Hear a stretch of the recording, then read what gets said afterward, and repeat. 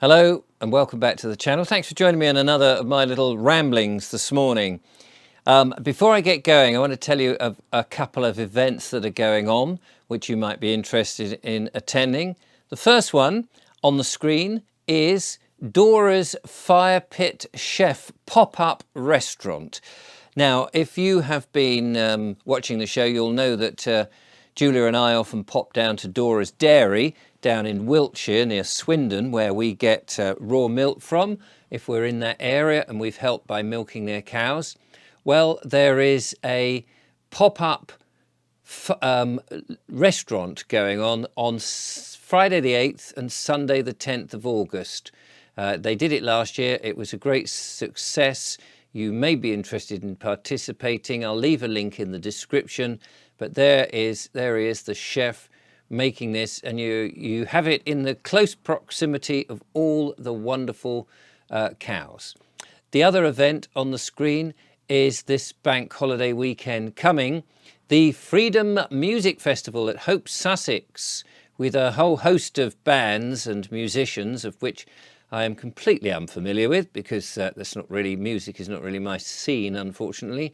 But as you can see, it's on the 22nd to the 25th of August 2025, and a no end of DJs and bands and what have you, but also people like UK Column, Clive de Carl and his Magic Chairs, and many, many others who will be there doing bits and pieces on the Freedom Music Festival at Hope, Sussex. So I hope that entices you.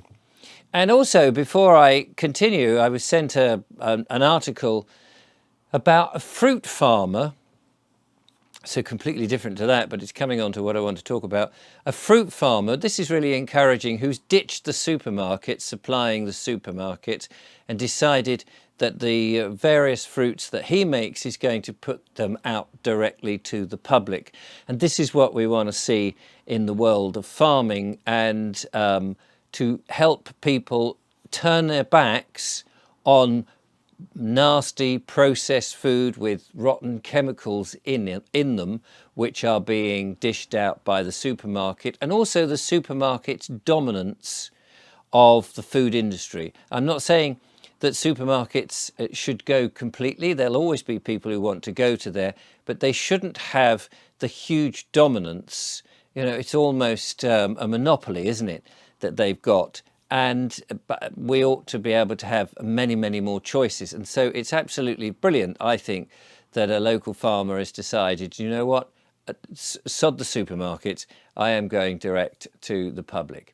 Now, as you may have heard yesterday, we're in the process of getting onto the land, and it all takes a bit of time. But in the meantime, I've been thinking about the sort of things that we would like, and fruit trees is something that we would love to have. Fruit is, you know, just marvellous, isn't it? Nobody who doesn't like some fruit trees, from things like blackberries and strawberries, although strawberries isn't really a crop, raspberries and all those sort of things, peaches, pears and so on. So it'd be fascinating to have a go at growing that. But also Julia and I, we just love trees altogether, and I think trees are very useful. They're good for the ground because they help retain water. And they're just part of nature's canopy. And we've seen some very hot days, have we not, this year, which has been great. And next year, I'm hoping that we also have another hot summer, but it's lovely to be able to reside under a canopy of leaves. And of course, leaves themselves, when they fall in the autumn, make excellent compost. And so one can utilize that. And of course, the timber from the trees itself, things like hazel for making bean poles or handles for tools, is very useful as well. Things like willow, you can weave into baskets and things. So it would be nice to have a range of trees. Now, some years ago, and I wanted to show you this because some years ago I bought a book. It was very expensive at the time, and it's called The New Silver.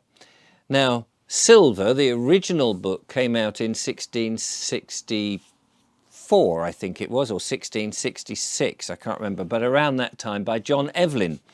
Let's have a look. It probably says it in here, and I've read it only this morning, and I forgot. Yeah, 1666, because this came out in, that's right, 2014, and I bought it. You know, so it's, what is it now? 11 years old. Get me dates and muddled and all of the rest of it. But the reason I like this, now there's loads of trees and books on trees. There's loads of those sort of things. And of course there are apps, and you can buy an app and you can point it at a tree and it'll tell you the leaf, you know, put the leaf and film the thing. How these app works is pretty amazing. Technology, fantastic. Except that once you start doing that, you're no longer using your brain. And I think personally, for me, and you can do whatever you damn well like, of course, but for me, it's absolutely vital that I use the cerebral processes I've got rather than just give everything to technology, which is my worries about AI. And it's just, it's another ways to dumb us down, because we continually farm out processes that we would be better off knowing how to do ourselves. And so this is where I think books come into their own, and nice books excel. And I wanted to show, I mean, this is all about different books, different trees, but I just wanted to show you some of the artwork in this. It's just sublime. So we were looking at a tree the other day, which was a hornbeam, and we looked up the leaves of that, and it was amazing. But look at this. Can you see that? Look at the artwork on that. Let me just see if that will focus. That's a plane.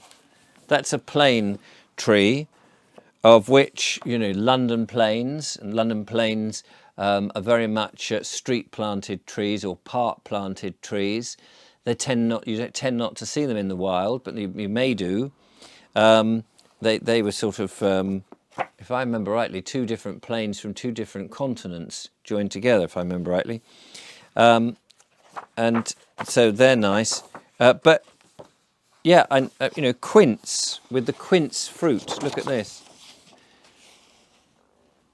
Isn't that just sublime? I mean, it's just beautiful pen and ink work, and the information that one can get from the books, and it just makes lovely study. And one of the things I'd love to do when we, you know, find and get, and we're on the land, is to be able to select different trees and maybe grow them. Now, of course, you know, trees take a long time to grow, don't they? But it would be nice to have a cross section of trees, what will grow on whatever the soil is. So, but it would be lovely to nurture and look after and care for those trees. And of course, trees are very good for the whole carbon stuff about cleaning the air and cleaning the soil, and well, they're just brilliant things. And wouldn't it be nice if you found a nice tree on the land to make a little a tree house? Now, Julia and I are not really into banging nails into tree, because nobody would want nails banged into them, would they? But you could build a frame that sort of fits into the tree, and it would be a great sort of lookout, you know, look out for the foe that are riding towards you. So yeah, so this is just a beautiful book, and I wanted to just show it really in today's video. Beech trees. Here we go. Here's the beech. Again, beautifully illustrated. And lots of knowledge. And the nice thing about this is the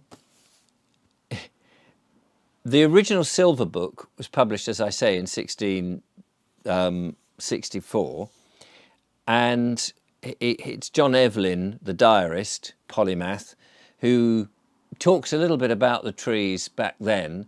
And of course, trees were very, very important.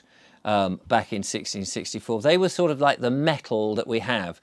And each different tree, the wood would have its own merit. So certain trees would be used for different things. Hornbeam was extremely hard and blunts the instruments. But they liked it because it was so very hard, and it was used for different purposes. Just like willow is used for cricket bats, and I think beech has been used for the seats of the old kitchen chairs they used to do, or even the, good for turning.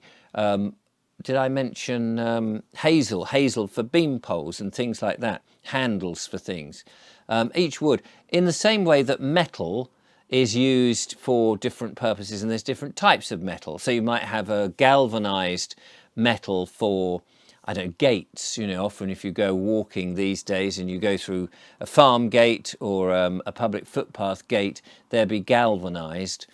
And then you've got sort of tempered steel, which could be used for lots of different things. We're thinking of swords and those sort of things, and knives, no doubt.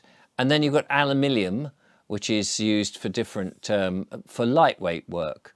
And so back then, trees were so vital because they were the building material of the time.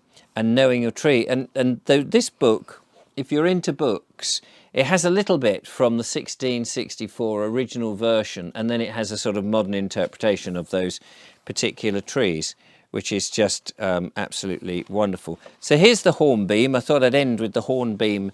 So this is what the leaves that we were looking at. Look at that. Isn't that lovely? And interestingly, and I'll just tell you this, it says here hornbeam is a native in a locally restricted range in southern Britain. And I want to get onto what the name is. The wood of hornbeam is exceptionally dense and hard, second only to box among British-grown timbers. It was likened to animal horn in hardness, which together with the Old English beam, meaning tree, gave rise to its name, hornbeam. Hence, hard as a horn, beam as a tree, hornbeam. Love all that. Love all of that. And then it talks about its various uses. It's obviously got the pictures. It tells you about the pests and the future of the tree and where it will go. Oh yeah, and I mentioned hazel just before I finish. The use of hazel is, this is John Evelyn, as I say, he gives this thing. So back in the day, good example. The use of John Evelyn. The use of hazel is for poles, spars, hoops, forks, angling rods, faggots, cudgels, coals, and springs to catch birds. And it makes one of the best coals, once used for gunpowder, being very fine and light, till they found alder to be more fit. There is no wood which purifies wine sooner than the chips of hazel. So if you want to purify your wine, get some hazel, chips that, and shove it in however you do it. Absolutely brilliant. So that would have been John Evelyn back then. And of course, it says in the more modern interpretation, hazel coppice was a significant industry in medieval Britain, producing an enormous range of items from walking sticks and fuel to fishing rods and building materials. Hazel rods were split to form the wattle between timber frames in buildings, onto which a mixture of clay and horsehair was daubed. They were woven into hurdles to enclose livestock and used as stakes for hedging. The legacy of this long history of management is a rich diversity of wildlife adapted specifically to hazel coppice. And that would be great to experiment with some wattle and daub for those wattles to keep animals in and all of that. And when we get on our land, and depending on the trees that we have, it would be lovely for Julia and I to experiment with some of that older style thing. So although we want to be off grid and out of the system, but also it's interesting to experiment with those old time things. So I think that's going to be our unique bent, if you like. And I do hope you'll follow our journey, but all this sort of stuff takes a bit of time to get going. But yes, it is time for us to move on to pastures new. Anyway, thank you for watching. Don't forget those events if you fancy joining up with those. Until next time, goodbye.